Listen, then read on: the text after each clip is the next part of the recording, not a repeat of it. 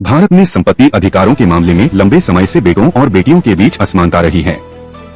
हालांकि पिछले कुछ दशकों में कानून में कई बदलाव हुए हैं, जिनसे बेटियों को भी बेटों के बराबर अधिकार मिले हैं।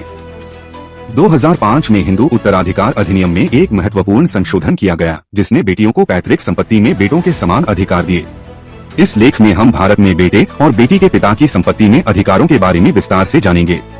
हम देखेंगे कि कानून के तहत उनके क्या अधिकार हैं, पैतृक और स्वयं अर्जित संपत्ति में क्या अंतर है, और हाल के वर्षों में सुप्रीम कोर्ट के फैसलों ने इन अधिकारों को कैसे प्रभावित किया है। पैतृक संपत्ति में बेटे और बेटी के अधिकार।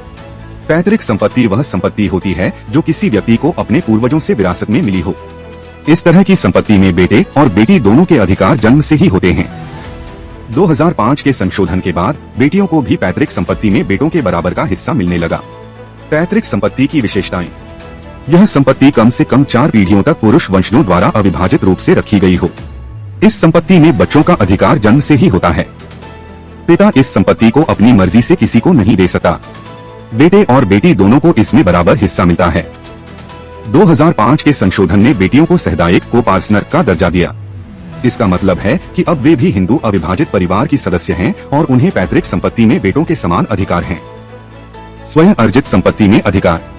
स्वयं अर्जित संपत्ति वह होती है जो किसी व्यक्ति ने अपनी कमाई से खरीदी हो। इस तरह की संपत्ति पर पिता का पूरा अधिकार होता है और वह इसे अपनी इच्छा के अनुसार किसी को भी दे सकता है।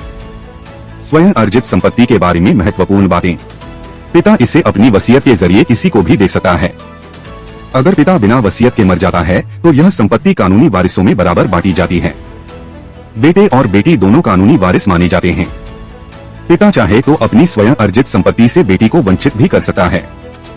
भारत में संपत्ति अधिकारों के मामले में लंबे समय से बेटों और बेटियों के बीच असमानता रही है। हालांकि पिछले कुछ दशकों में कानून में कई बदलाव हुए हैं, जिनसे बेटियों को भी बेटों के बराबर अधिकार मिले हैं। 2005 में हिंदू उत्तराधिकार अधिनियम में एक महत्वपूर्ण संशोधन किया गया, जिसने बेटियों को पैतृक संपत्ति में बेटों के समान अधिकार दिए। इस लेख में हम भारत में बेटे और बेटी के पिता की संपत्ति में अधिकारों के बारे में विस्तार से जानेंगे। हम देखेंगे कि कानून के तहत उनके क्या अधिकार हैं, पैतृक और स्वयं अर्जित संपत्ति में क्या अंतर है, और हाल के वर्षों में सुप्रीम कोर्ट के फैसलों ने इन अधिकारों को कैसे प्रभावित किया है। पैतृक संपत्ति में बेटे और बेटी के अधिकार। पैतृक संपत्ति वह संपत्ति होती है जो किसी व्यक्ति को अपने पूर्वजों से विरासत में मिली हो। इस तरह की संपत्ति में बेटे और बेटी दोनों के अधिकार जन्म से ही होते हैं। 2005 के संशोधन के बाद बेटियों को भी पैतृक संपत्ति में बेटों के बराबर का हिस्सा मिलने लगा। पैतृक संपत्ति की विशेषताएं। यह संपत्ति कम से कम 4 पीढ़ियों तक पुरुष वंशजों द्वारा अविभाजित रूप से रखी गई हो। इस संपत्ति में बच्चों का अधिकार जन्म से ही होता है। पिता इस संपत्ति को अपनी मर्जी से किसी को नहीं दे सकता। बेटे और बेटी दोनों को इसमें बराबर हिस्सा मिलता है। 2005 के संशोधन ने बेटियों को सहदायक को पार्सनर का दर्जा दिया।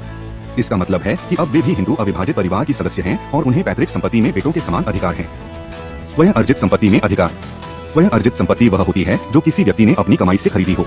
इस तरह की संपत्ति पर पिता का पूरा अधिकार होता है और वह इसे अपनी इच्छा के अनुसार किसी को भी दे सकता है।